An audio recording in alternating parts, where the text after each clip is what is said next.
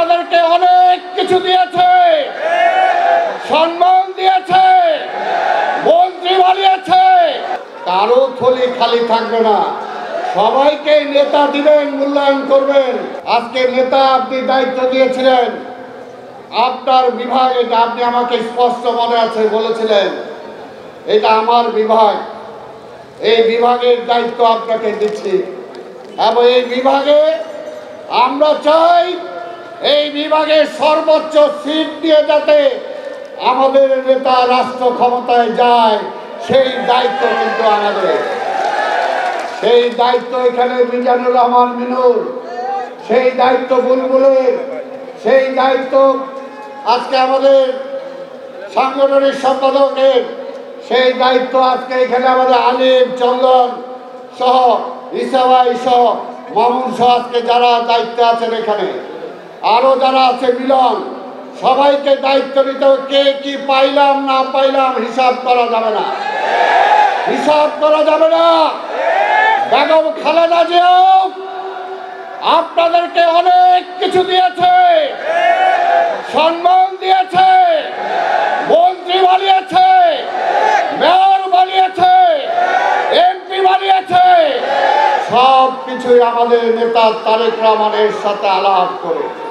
তাই আগামীতেও কারো থলি খালি থাকবে না, সবাইকে নেতা দিবেন, মূল্যায়ন করবেন।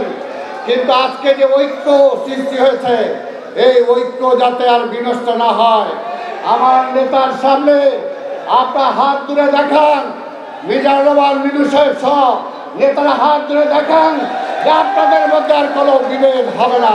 আপনারা সবাই তালি দেন, সবাই করে তালি দেন।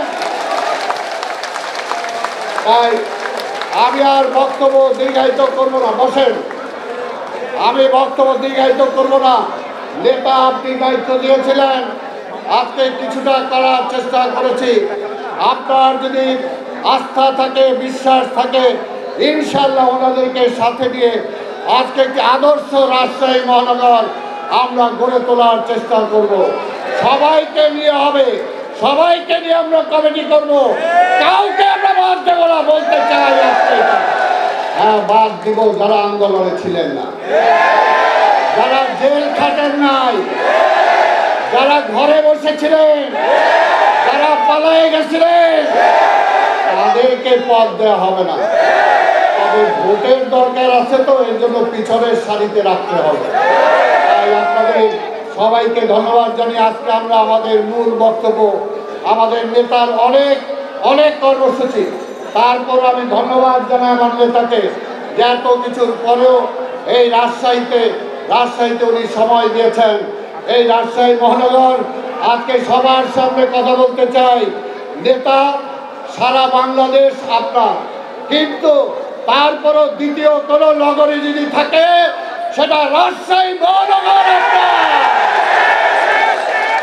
আপনাদের পক্ষ থেকে নেতাকে আবার আমি ধন্যবাদ জানাই, আপনাদের ধন্যবাদ জানাই।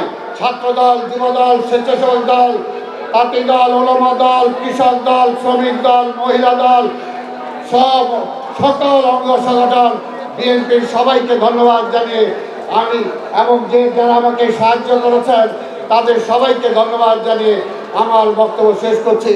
খোদা হাফেজ, বাংলাদেশ জিন্দাবাদ।